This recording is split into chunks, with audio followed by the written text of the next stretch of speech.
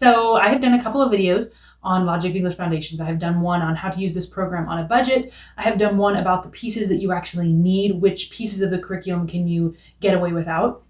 And today I have another one for you. I want to show you inside the first edition teacher's manual of Logic English Foundations A and B, and then the newest edition of teacher's manual of the same levels, so that you can compare and see if you need a new edition or if an older edition is just fine if you're trying to cut costs.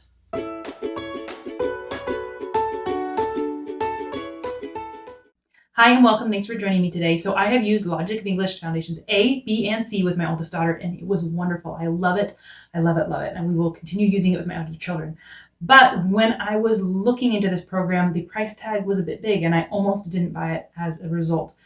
So I have been trying to share some resources with you on how to minimize that price tag because it almost stopped me, but I'm so glad it didn't.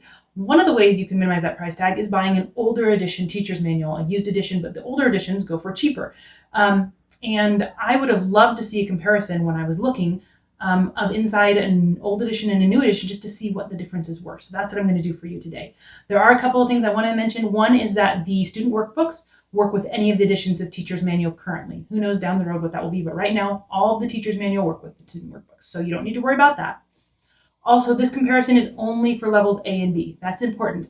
I do not have a first edition of level C. When I was doing my research on their site, I saw that they mentioned that the updates to level C were significant content updates, and that they did not recommend using the older ones. Not that you couldn't, but that the updates were significant. And so I deliberately went with the newest edition of level C. So I cannot speak to the older edition of C. This is just for A and B. But I'm going to turn the camera on. I'm going to let you see inside for yourself and just compare, is it worth it? Or can you get away with an older edition? So starting with level A, this side is the first edition. This is the second edition. They only have a second edition. There is no third edition for level A. So let's start with this. What I'm going to do is I'm going to just try and let you see them side by side. Hopefully it's close enough that you really can get a feel for it. One of the first big differences is in the scope and sequences. Sorry if my arm's getting in the way a little bit here. So, well, first it starts with the supplies you needed, whereas in this one, the supplies you need is a little later on. But that doesn't make too much of a difference. But the scope and sequence is laid out very differently. So you can see it's just a one-page spread, where on here it's a two-page spread. And it just covers in a little bit more detail what you're going to be covering. Also, this scope and sequence has the Common Core standards. This one doesn't. This one both have phonemic awareness. They both have the handwriting, although in here it's broken up between cursive and manuscript. And then they both have like reading or comprehension and fluency, it's called. They retitled some of the headlines, even though they have the same content. They retitled the sections. But this one talks through the phonics a little bit more, and the spelling, which this one doesn't, and vocabulary and composition. So that's laid out very differently in both of these. And then the other thing in this level A, so they both have this phonograms chart. Let's see if I can find it here. So here's your supplies needed in this one, and then your phonograms chart. After this one, though, it has materials laid it out by lesson, like in detail, not just kind of a rough overview of what you need, which the first edition doesn't have. It also has your Common Core standards, which level A, the first edition, doesn't have.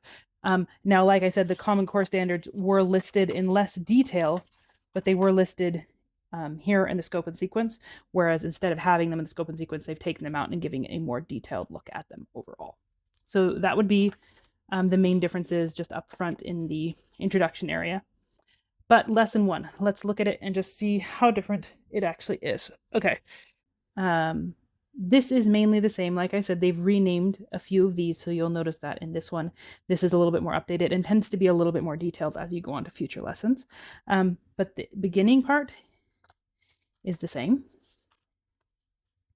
All the way through, compound words, the same. Here they give you the page number for your student workbook. Here it just gives you the title number and the activity number. I don't think that makes a huge difference. Same here. Same down through here and here. It has one additional teacher tip. So for lesson 1 and then lesson 2, whoops. Be careful with that. These are hair different, but really common. They don't put the Common Core standards in the second edition intro, whereas they do in the first edition. But this is all pretty much the same all the way through.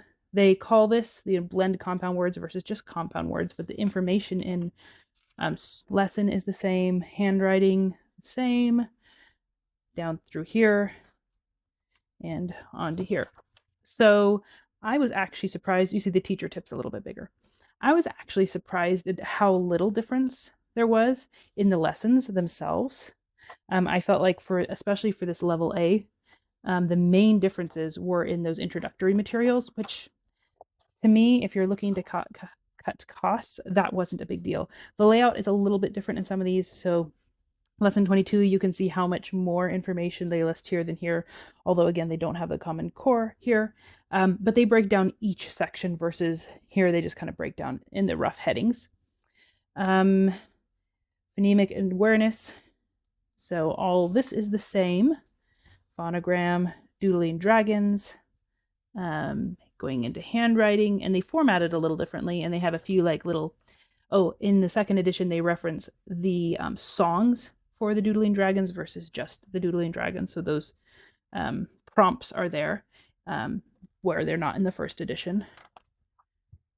But again, the content is all the same. They renamed some of these, as you can see, phonemic practice versus systematic phonics, but the content, once again, is the same. Into our spelling and our spelling analysis. They give a little bit more, I feel like, teacher information here on the spelling list than they did here, but again, not hugely significant. And then the spelling instructions are the same, and reading. And that is the end of the lesson. So for level A, I feel like the differences are pretty insignificant. So let me go ahead and put these away and get level B out. Level B, same. We have the first edition over here, and I believe this is actually a third edition that I have on this side. Level B and I believe level C have up to the third edition. So yeah, first and third. And we'll start kind of the same place we did last time, just with the scope and sequence. Again, the scope and sequences are laid out very differently. So again, just the one page, whereas this has everything in detail. So depending on how much that matters to you. And this one, again, starts out with the like introduction, supplies needed, what's this for, whereas that has this later on in this book. But with level B, they did start including the Common Core standards laid out separately from the scope and sequence, kind of how A had it in the second edition. B started that in the first edition. But they have in edition 3, they put those informations further on in the introductory materials. One thing that level B does not have in its introductory materials, which is why I marked it here, is these high frequency word list. This is new to the third edition. Actually, I don't know if the second edition has it, but the first one doesn't. They do both have the phonogram word lists. And then again, they have a more detailed materials needed list in the third edition than in the first edition. Again, they both have the Common Core standards just laid out in different spots. And starting with, so in B, it has this little introductory lesson, depending on if you begin in level B, because they do have an option for starting your whole introduction to logic of English here, depending on how much of the phonics your child already knows. And this lesson is laid out a little bit differently. This one has some more information. It has some just upfront information here, all of this, in listing what's the required skills and all of that, that this other one doesn't. Versus I feel like this one kind of just jumps into a basic introductions of vowels, how they sing, what long and short vowels are, and that's kind of where they stop. This one I feel like does a little bit more and then jumps into the vowels and the information. It also gives some information on handwriting and just some general overview. So I feel like that introductory lesson is definitely longer. I don't know if that's an essential thing, but it is different.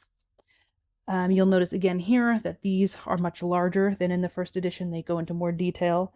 And they do not put the Common Core standards on either of them in level B, but the information is very much the same. What I have noticed is that the third edition has an introductory phonemic awareness practice in most of the lessons that I could see. that the first edition doesn't. It's generally pretty small. I wouldn't say it's necessary. I taught my daughter using this first edition, and I'm totally fine with that. In fact, after comparing the editions, I'm not sure that I would have upgraded knowing how slight the differences were, but that's for different people to decide. But then this one starts basically here and here with the vowels. They retitled this ABC song to letter names, but the activities are the same. And then we pick up in handwriting. And I feel like that activity is pretty much the same. Writing on paper, optional. Again, renamed these headings, but they are the same activities. Phonogram. This is another main difference between the third and the first edition, is that the third edition has prompts for the Whistling Whales book, which the first edition doesn't have any of those prompts, and the third edition does. Again, I think you could do your own prompts with that. When you introduce this phonogram, just go to Whistling Whales. But if that's essential to you, then you can know that's a difference. But then we pick up with the same activities. We have our spelling analysis. The spelling analysis here definitely gives a little bit more teacher prompting before you go right into it than does the first edition.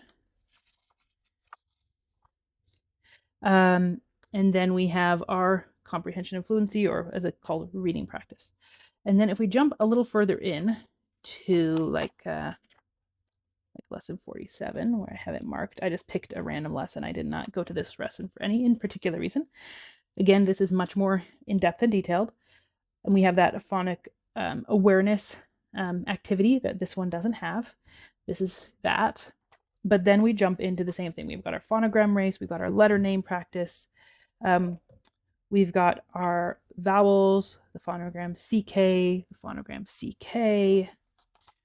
And I know I'm showing you the headings, but really the content looks very similar as well, the instructions and stuff from what I can tell.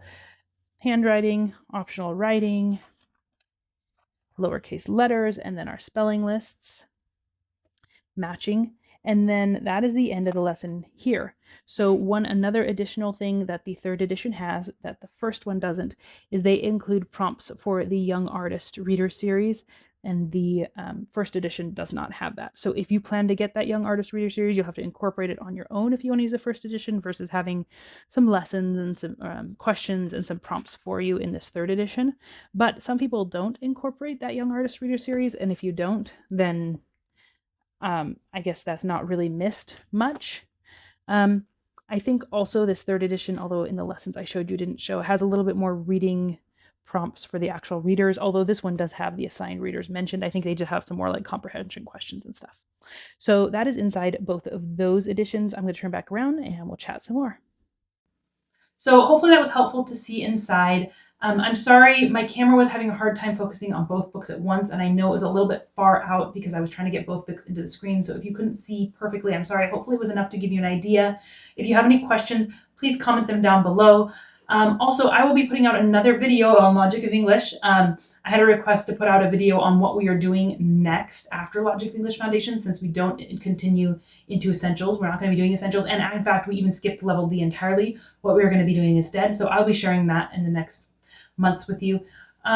Also, if you have any video requests for Logic of English, please comment below if you have any questions or things that you would like to see inside, or just in general.